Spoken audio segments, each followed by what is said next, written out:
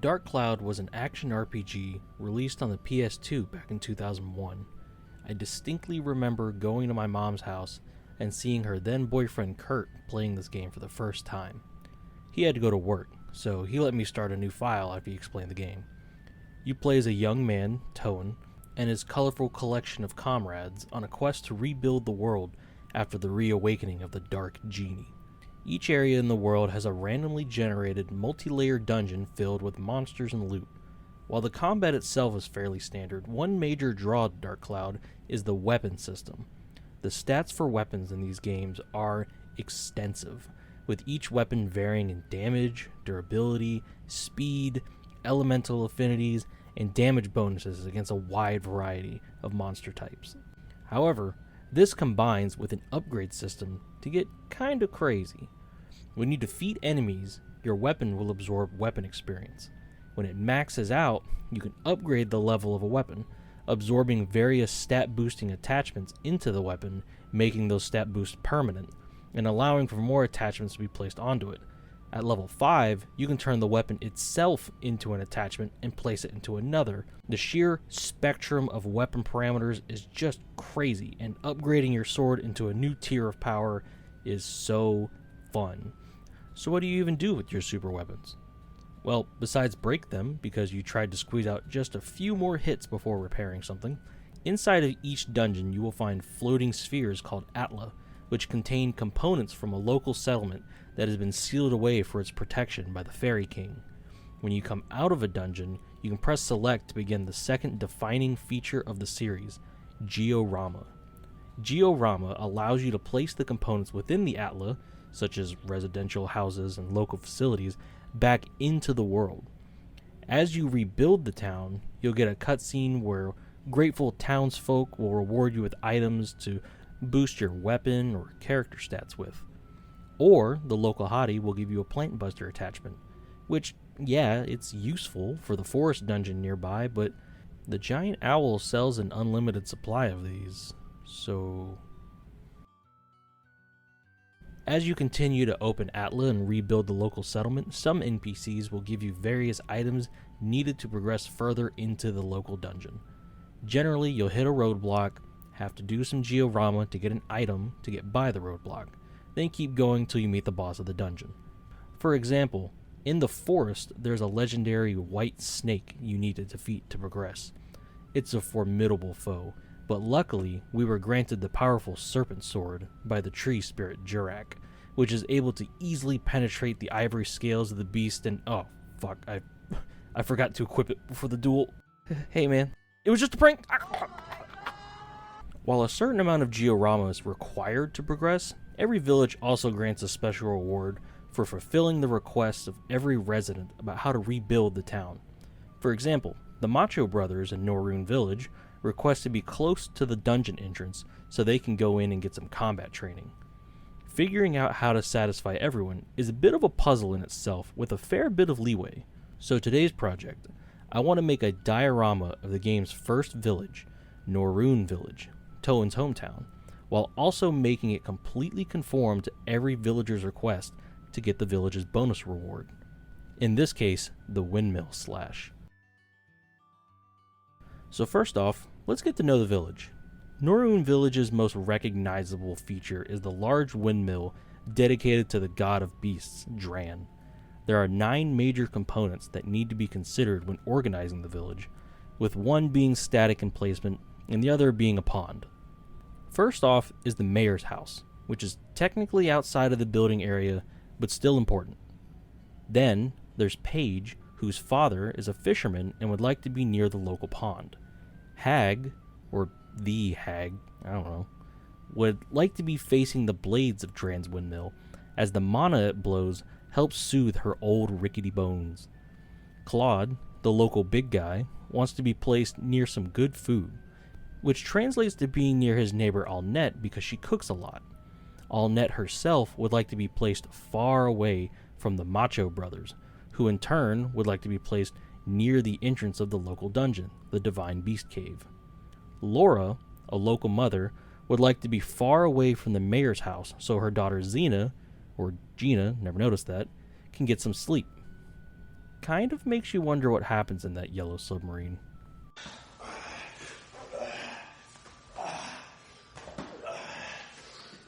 Be gentle, huh? You're a pretty scrappy guy, huh?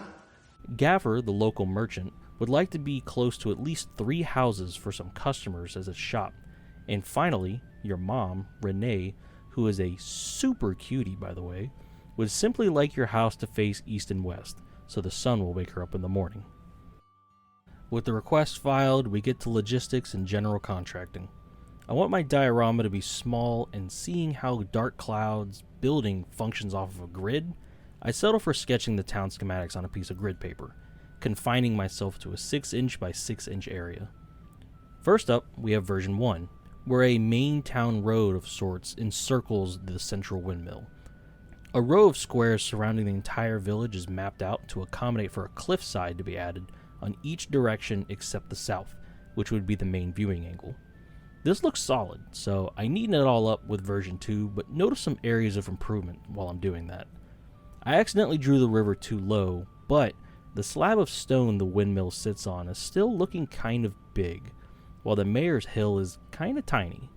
I opt to shrink the slab and extend the hill. Version 3 looks more balanced because of it, and what I was honestly going to settle on, but there was one huge issue that stood out to me. Claude's house blocked the village gate, which to me was completely unacceptable. However, this would require a complete rework of my schematics, so I did that. Version 4 sees the windmill turned south for a better presentation to the viewer, while the town gate is opened up with a road leading to it. I also swapped Laura and the Macho Brothers position, since it didn't make a whole lot of sense for a mom to take the spot the local muscleheads begged for. I also cheated a bit and increased the number of road and tree tiles beyond what was in the game, just for aesthetics. Some other small aesthetic changes come in version 5, with many structures being moved half a square off-grid to look more appealing.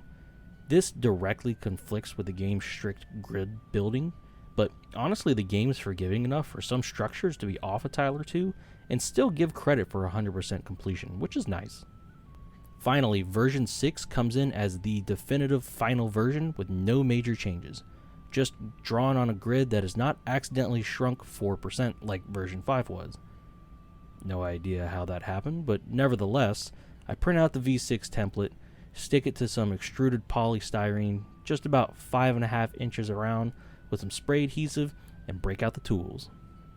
I chose 5.5 inches because I wanted this diorama to come out as a perfect 6-inch square, but later we'll see that when it comes to taking future width additions into account, I am an actual amoeba. With the template stuck onto the foam and no real direction, I just start by cutting out the strip for the river, using a dull X-Acto to peel up the paper stuck to the foam since my spray adhesive was apparently on steroids. Afterwards, I use some tweezers to dig out the rough trench that will be the river. From here, I continue to cut out the individual pieces and strips, using a marker to mark out these shapes onto the foam as I go. Next, I move to the little hills that each house sits on. I cut a rectangle out of some foam board and round the corners off. Then I use my box cutter to taper the edges and make the slopes. I stick all of these onto the board with some gel superglue, although this melted the foam in some spots. I was just being lazy, I didn't want to get my hot glue gun. Afterwards, I take a glob of Mod Podge and circle the mounds to fill the gaps and smooth the shape out. Now for a trick I picked up from Epic 40k terrain. Zip ties make great stairs. I use zip ties for any structures that needed stairs, including the front steps of each house. I also end up using zip ties for the bridges as well. Kind of lost, I start by making the signature windmill. For this, I found an old highlighter with an end that looked like a good size for the windmill and sawed off what I need. I trim and layer 2 toothpicks and a cross for the basic structure of the wheel, which ended up being kind of rickety, so I wrapped some thread around it. I use green stuff to turn the windmill blades into the signature bones the village is known for. And I use more toothpicks to carve, slice, and attach numerous bony spikes found in 3 rings across the windmill. With that done, I use green stuff to make the thatched roofing sections, and finally attach the blades. Now that I've gotten a little practice in, I feel a little more motivated and a bit more directed, I guess. So I start on the other houses. There are 4 villagers whose houses are quite literally the exact same house, those being Paige, Hag, Claude, and Laura. Going forward, I'll refer to their houses as the standard house, and will usually be creating them as a badge. After carving the basic outline out of some spare polystyrene, I drill a small hole to shove some square styrene rods into the tops, which will be the house's chimneys. Afterwards, I make more thatching with green stuff. All of the houses follow this basic construction with some exceptions. Laura's house got a staircase since it was 2-storied. Toan's house was made from a pen tube, and the Macho brothers' house was also made from pen caps. In general, no house got their fencing or any kind of thin rails, mainly because the aim of the project was to not take forever to do, but also because I just really didn't feel like fiddling around with a bunch of wire and needles. Back to the map, and we start throwing down some basing. In this case, crushed up clay cat litter courtesy of my ex. I use Mod Podge to secure some basing to the bottom of the pond and the riverbed, filling the gaps with some sand I stole from the volleyball court. With that done, I break out the finely ground cat litter to pave the roads. I then decide to add some basing on the slopes of the house mounds. The larger bits aren't exactly accurate to the game, but I think the variation of a few spare rocks and stones and boulders will help with some visual interest to an otherwise bare PS2 field. With everything set down, I use isopropyl alcohol and watered down Mod Podge to seal all of the basing and sand down to the board. Most of the houses in Norune have a little wooden shack slapped on the side of their house. These are storage units, which we'll make now. It's a simple shape made from a piece of square foam and a square scrap of styrene glued on top of it. This shape is glued onto the side of every house that needs one, which is most of them. Jumping around as usual, I realize I need to hammer out the mayor's house, or in this case, a repurposed submarine of some kind. There's no way I'm going to be able to make this shape perfectly since I'm a smooth brain, but hey, I tried my best. From here, I stick on styrene, zip tie, and extra foam to make the extra bits of the sub. I forgot the upper periscope looking antenna bit there, but I remembered later on and built it. Another thing I forgot was Gaffer's buggy/wagon caravan. I bend thin wire over the end of some pliers and cut them to a uniform length, then attach them to a scrap of foam to make the basic structure of each of the 3 wagons. I use green stuff to make the wagon covers, but for some reason this was really fiddly. I got it eventually though, but I don't want to make something like this again. For the outer edges of the diorama, I make straight pieces out of foam board with the smaller piece that attaches to the front. This smaller piece will eventually be the cliff face that surrounds the village. I cut a small bit out of the cliff faces for the door into the Divine Beast Cave and the village gate. Once again lost due to my inexperience with dioramas, I lay down a base coat of brown onto the ground before realizing that green would probably be the better move here for the grass. Little would I know how badly this would mess things up later. I should have gone with a tan, but let's keep going. I paint the roads a tan brown and wet blend some spots of the same brown onto empty patches of land. And also check out this painting session where I realize I have my light set to the wrong setting. There you go, bud. I paint the cliff faces and the inside of the river and give them both a light black wash. From here, I just start filling in details, dry brushing the roads, painting the stone slab for the windmill, painting staircases. After that, I move to the houses. A lot of the houses share colors, so what I do to the standard house most likely applies to everything. I paint the thatching with a yellowish tan and give it a brown wash before dry brushing that tan back on. In hindsight, I could have skipped this if I just based in brown, then dry brushed, but at least it looks okay. Might be a bit too dark, but at least the contrast will make detail pop instead of it all blending together. The sides of the houses were painted tan. Then, to finish the major base coat colors off, I used a standard brown to paint the storage units, roof caps, and chimneys. Smaller details like windows were painted on with a black later. And while I thought black would be a bit too dark, a dark brown would match better but didn't pop out enough. So I had to go all out straight to black to make things like door frames pop out at a distance. We now begin flocking. I brush on Mod Podge to the larger green areas and use a spoon to dust on some fine green flocking. This is where I realized in the moment that the whole diorama was just going to be way too fucking green. As Norune Village is previously stated, kind of a dusty place to my rendition.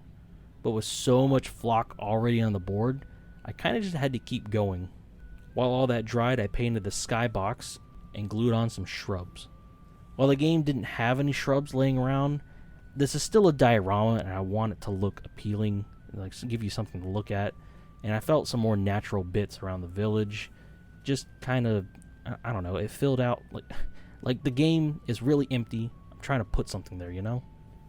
While the very striking green flock on the board kind of demotivated me, I guess, I felt like I had to do something instead of just leaving it like that.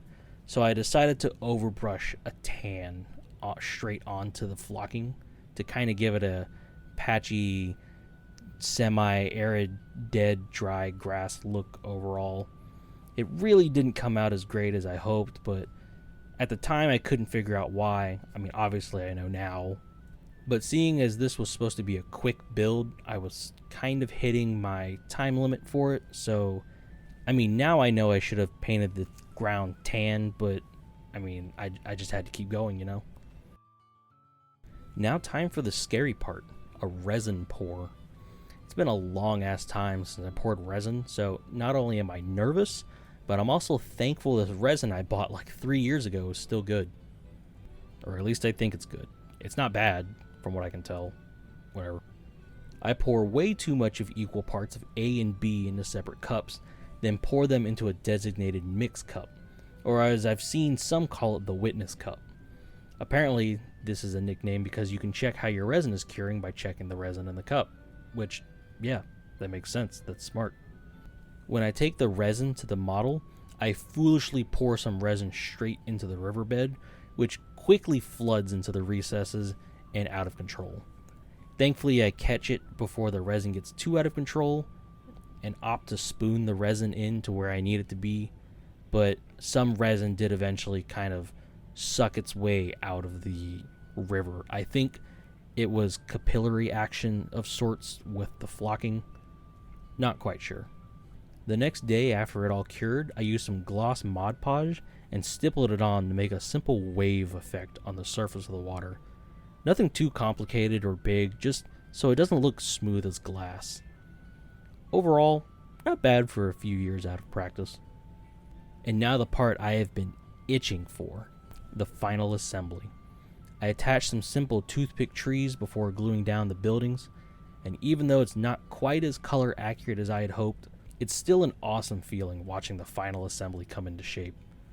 With everything in place, I glue some thin cardboard from an old Coca-Cola box onto the outsides, paint it black, and call it done.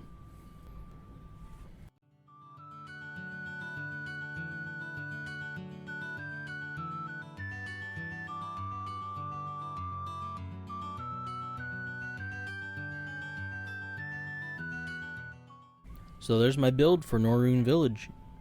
This one's a really, really mixed bag.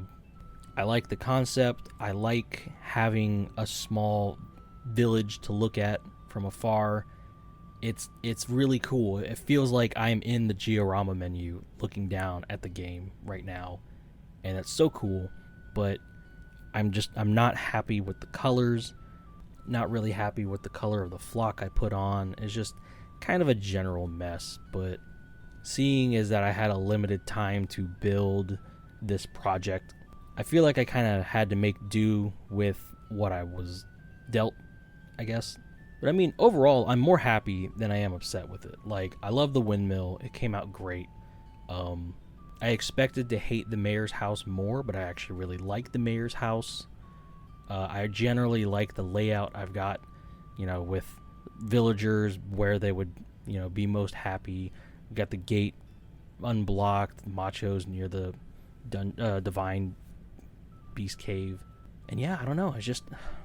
I'd say overall it's like a 70-30. 70 that I like it and 30 that I don't like. But it's still really cool. I like having this little 6-inch diorama in front of me. And honestly, I really like making these kind of mini worlds like this little world. This is fun.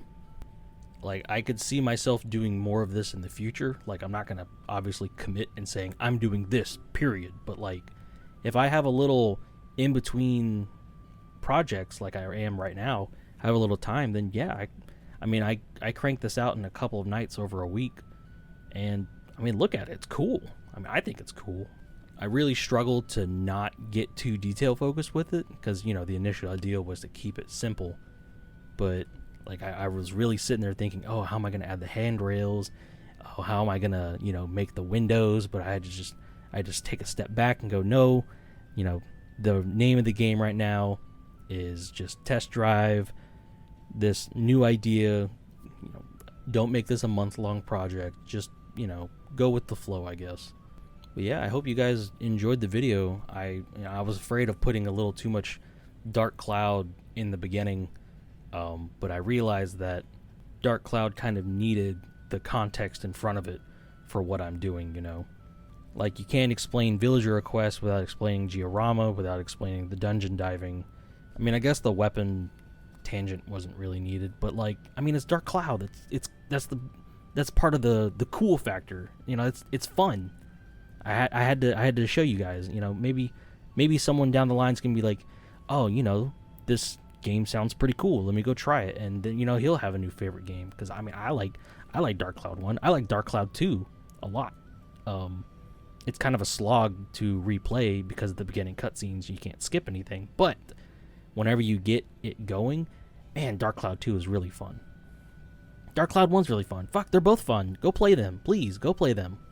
But anyways, I'm getting off track as I normally do at the end of these videos. I'm really thankful that you guys watched to the very end.